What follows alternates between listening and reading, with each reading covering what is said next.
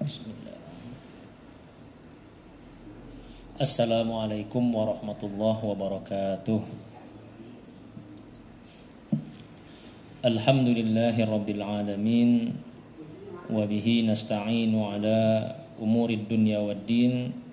Wassalatu wassalamu ala ashrafil anbiya'i wal mursalin Sayyidina wa maulana Muhammadin wa ala alihi wa ashabihi ajma'in.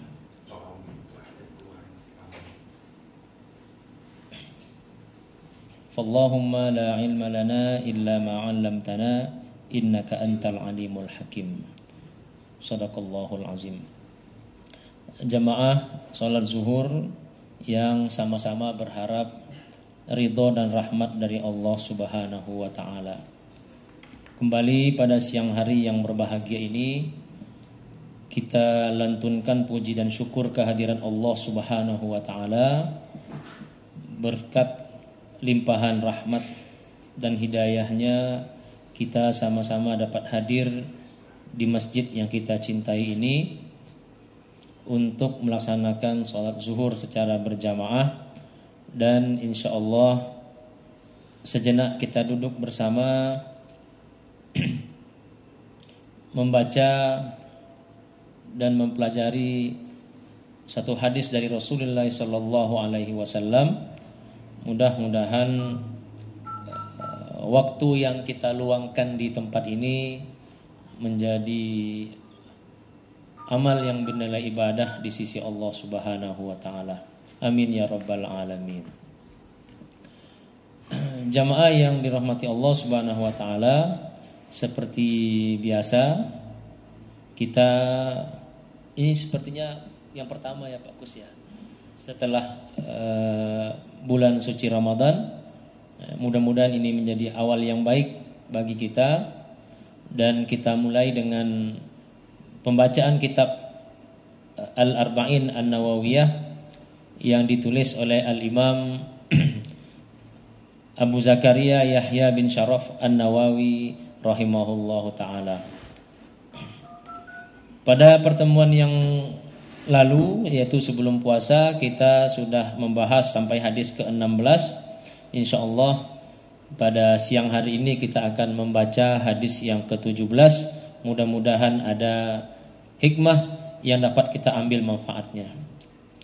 Baik, bismillahirrahmanirrahim. Qala al-musannifu rahimahullahu ta'ala wa nafa'ana bihi wa bi'ulumihi fid dharain amin. Al-hadis As-Sabi' Ashar, hadis yang ke-17. An Abi Ya'la, dari Abu Ya'la, diriwayatkan dari Abu Ya'la, Shaddad bin Aus radhiyallahu anhu an Rasulillah sallallahu alaihi wasallam qala innallaha katabal ihsana ala kulli syai'in fa iza qataltum fa ahsinul qitlah wa iza zabahtum fa ahsinuz zibhah wal yuhidda ahadukum syafratahu wal yurih zabihatahu, rawahu Muslim. Hadis yang ke-17 dari Abu Ya'la Shaddad bin Aus radhiyallahu anhu an Rasulillah sallallahu alaihi wasallam. Beliau meriwayatkan dari Rasulullah sallallahu alaihi wasallam qala, bahwa Rasulullah bersabda, innallaha, sesungguhnya Allah, katabal ihsana, mewajibkan manusia untuk bersikap baik, bersikap lemah lembut, bersikap ihsan, ala kulli syai'in, terhadap segala sesuatu. Fa iza qataltum fa ahsinul qitlah, maka apabila kalian membunuh, maksudnya menyembelih hewan, fa ahsinul qitlah, maka berbaik-baiklah dalam membunuhnya. Wa iza zabahtum fa ahsinuz zibhah, apabila kalian menyembelih hewan, maka berbaik-baiklah dalam menyembelihnya. Wal yuhidda ahadukum syafratahu, dan hendaklah setiap kalian ketika hendak menyembelih untuk menajamkan mata pisaunya. wal yurih zabihatahu, dan hendaklah dia membuat hewan yang hendak dipotongnya itu menjadi tenang atau tidak menderita. Rawahu Muslim, hadis diriwayatkan dari Imam Muslim. Jamaah salat zuhur yang dirahmati Allah Subhanahu wa taala. Jadi hadis yang ke-17 ini merupakan mata rantai ya dari hadis-hadis sebelumnya. Secara sistematis Imam An-Nawawi menulis kitab ini. Di bagian pertama beliau menjelaskan tentang bagaimana kita berhubungan dengan Allah Subhanahu wa taala, yaitu dengan penuh keikhlasan, tidak berbuat syirik dan sebagainya. Lalu beliau pada bagian selanjutnya menerangkan tentang tata cara kita berhubungan sesama manusia. Bagaimana kita memuliakan tamu, memuliakan tetangga, menghormati sesama muslim. Nah, pada hadis yang ke-17 ini itu lebih luas lagi.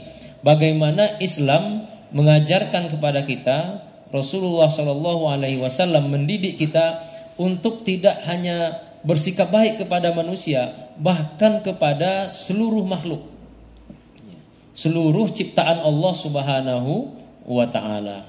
Nah, hadis yang ke-17 ini menjelaskan tentang itu, bahwa Islam itu sebagai agama yang rahmatan lil alamin, agama yang membawa rahmat bagi seluruh manusia, seluruh alam, itu tidak sekedar mengajarkan untuk kita berakhlak kepada sesama manusia saja, bahkan kepada hewan pun, kepada makhluk Allah yang lain pun Allah Subhanahu wa taala mengajarkan kita untuk berbuat baik.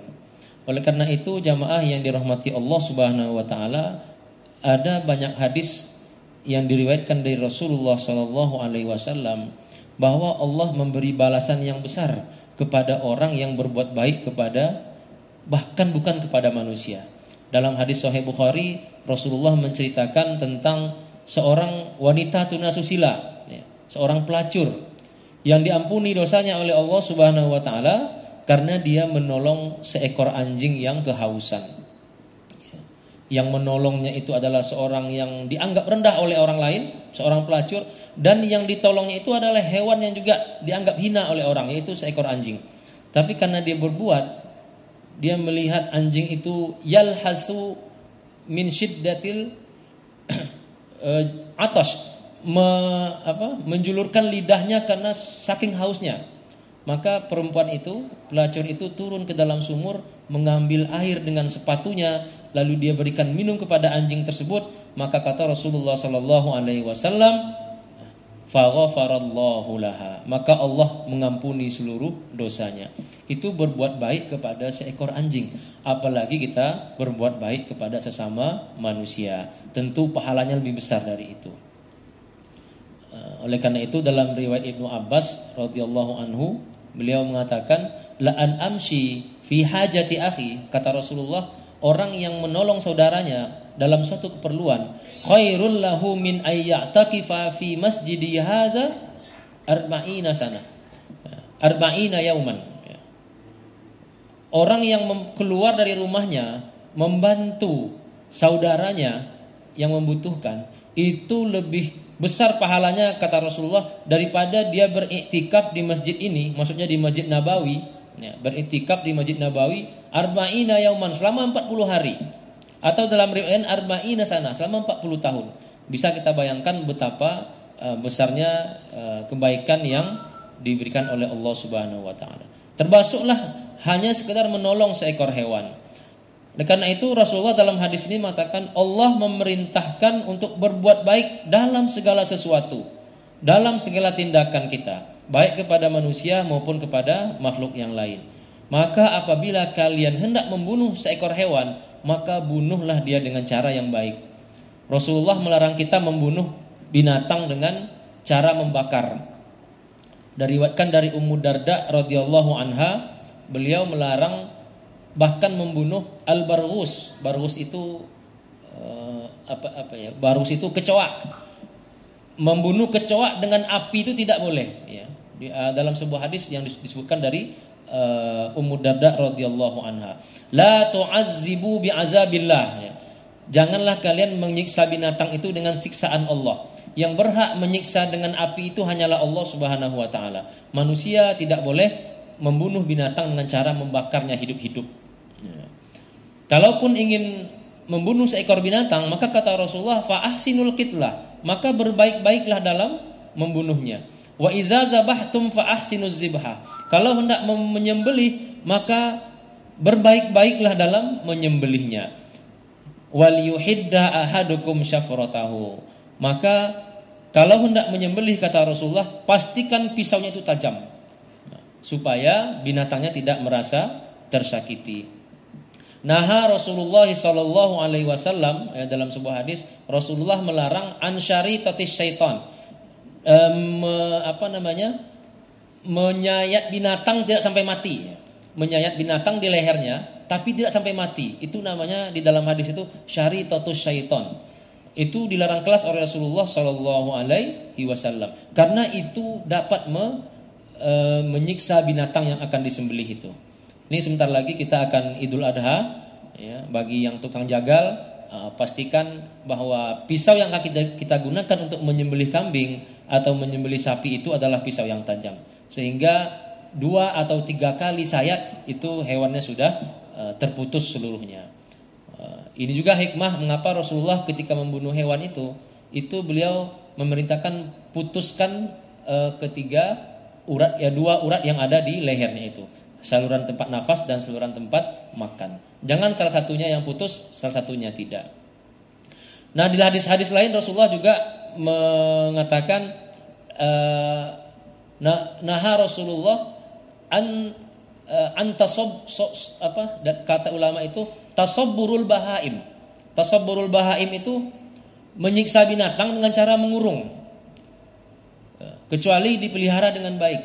Mengurung binatang itu asal hukumnya itu dilarang, kecuali dapat kita pelihara dengan baik. Binatang apapun itu, mau burung, hewan-hewan melata dan lain sebagainya.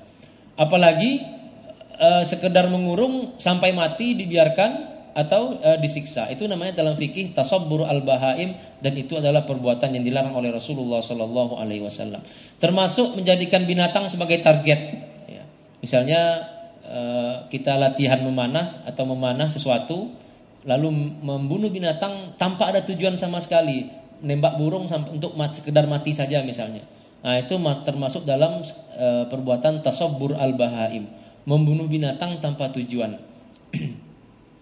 Nah, termasuk dalam berbuat baik kepada hewan itu, kita menyembelihnya tidak di depan hewan yang lain. Ya, ini dalam ibadah kurban, ya, kita menyembelih kambing jangan sampai di depan kambing yang lain, karena kita tidak tahu bagaimana apa yang dirasakan oleh kambing yang melihat temannya disembelih itu. Nah, ini termasuk dalam wal yurih zabihatahu. Hendaklah dia menenangkan hewan yang akan disembelihnya itu. Jadi ini sangat luas sekali jamaah yang dirahmati Allah Subhanahu wa taala. Kalau kita uraikan panjang lebar tentu tidak cukup waktu. Mudah-mudahan yang sedikit ini ada manfaatnya bagi kita semua.